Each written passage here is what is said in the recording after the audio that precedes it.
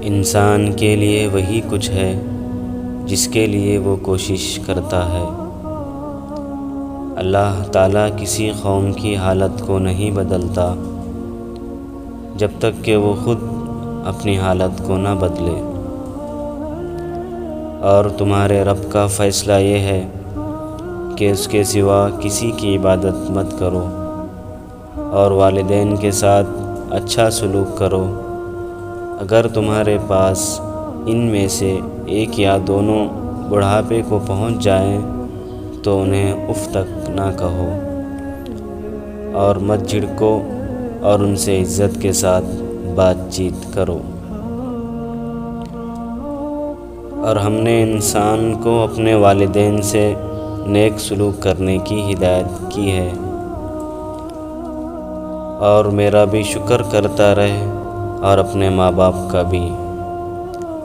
اے ہمارے پروردگار، مجھے بخش دے اور میرے والدین کو بھی۔ یعنی بے شک یہ نصیحت ہم ہی نے اتاری ہے اور ہم ہی اس کے نگہبان ہیں۔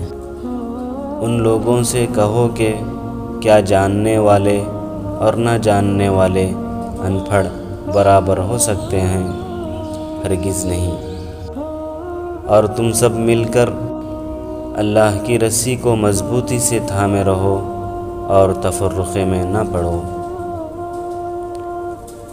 باہمی جھگڑوں سے بچو، ورنہ تم بزدل اور پست ہمت ہو جاؤ گے اور تمہاری ہوا اکھڑ جائے گی، یعنی تمہارا رعب و جلال جاتا رہے گا۔ بے شک مسلمان آپس میں بھائی بھائی ہیں۔ ہم تمہیں کچھ خوف، بھوک، جانوں اور مالوں کی کمی سے ضرور آزمائیں گے، اور صابروں کو خوشخبری دے دو۔ اللہ تعالیٰ کو ان جانوروں کا گوشت اور خون ہرگز نہیں پہنچتا، بلکہ اس کو تمہاری جانب سے تمہارا تقویٰ پہنچتا ہے۔ بے شک میں انسان کو زمین پر اپنا خلیفہ بنانے والا ہوں۔ کیا تم یہ خیال کرتے ہو کہ ہم نے تم کو بے فائدہ پیدا کیا ہے، اور یہ کہ تم ہماری طرف لوٹ کر نہیں آؤ گے؟ اور میں نے جنوں اور انسانوں کو اس لیے پیدا کیا ہے کہ میری عبادت کریں۔ قیامت کے روز خدا تعالیٰ فرمائے گا، اے آدم علیہ السلام کے بیٹے، میں بیمار پڑا تو نے عیادت نہ کی؟ بندہ کہے گا، پروردگار، تو ساری کائنات کا مالک ہے، بھلا میں تیری عیادت کس طرح کرتا؟